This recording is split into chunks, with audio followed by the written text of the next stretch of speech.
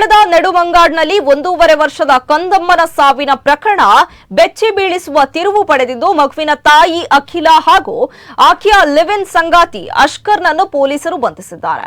ಮೇ 29ರಂದು ನಡೆದ ಘಟನೆಗೆ ಸಂಬಂಧಿಸಿದಂತೆ ಮರಣೋತ್ತರ ಪರೀಕ್ಷೆ ವರದಿ ಬಹಿರಂಗಗೊಂಡಿದ್ದು ಮಗುವಿನ ದೇಹದ ಮೇಲೆ 51ಕ್ಕೂ ಹೆಚ್ಚು ಗಾಯಗಳ ಗುರುತುಗಳು ಪತ್ತೆಯಾಗಿವೆ ಎಂದು ತಿಳಿದುಬಂದಿದೆ.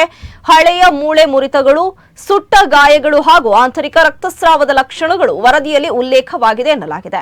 ಪೊಲೀಸರ ತನಿಖೆಯ ಪ್ರಕಾರ ಘಟನೆಯ ದಿನ ಆರೋಪಿ ಅಷ್ಕರ್ ಮಗುವಿನ ಮೇಲೆ ಹಲ್ಲೆ ನಡೆಸಿದ್ದಾನೆ ಎಂಬ ಆರೋಪ ಕೇಳಿಬಂದಿದೆ. ಮಗುವಿನ ಈ ಹಿಂದೆಯೂ ಗಾಯಗಳಾಗಿದ್ದರೂ ತಾಯಿ ಯಾವುದೇ ಕ್ರಮ ಕೈಗೊಂಡಿಲ್ಲ ಎಂಬ ಕಾರಣಕ್ಕೆ ಆಕೆಯನ್ನು ಸಹ ಬಂಧಿಸಲಾಗಿದೆ. ಮಗುವಿನ ಅಜ್ಜ ಅಜ್ಜಿ ಹಿಂದೆ ಮಗುವಿನ ಸುರಕ್ಷತೆ ಬಗ್ಗೆ ಕಳವಳ ವ್ಯಕ್ತಪಡಿಸಿ ತಮ್ಮ ವಶಕ್ಕೆ ನೀಡುವಂತೆ ಮನವಿಯನ್ನ ಮಾಡಿದ್ರು ಎನ್ನಲಾಗಿದೆ. ಪ್ರಕರಣದ ಕುರಿತು ಸಾಮಾಜಿಕ ಜಾಲತಾಣಗಳಲ್ಲಿ ತೀವ್ರ ಆಕ್ರೋಶ ವ್ಯಕ್ತವಾಗಿದ್ದು ಮಕ್ಕಳ ರಕ್ಷಣಾ ವ್ಯವಸ್ಥೆಯ ವೈಫಲ್ಯದ ಬಗ್ಗೆ ಸಾರ್ವಜನಿಕರು ಪ್ರಶ್ನೆ ಎತ್ತಿದ್ದಾರೆ. ಪ್ರಕರಣದ ಕುರಿತು ಪೊಲೀಸರು ಹೆಚ್ಚಿನ ತನಿಖೆಯನ್ನ ಮುಂದುವರೆಸಿದ್ದಾರೆ.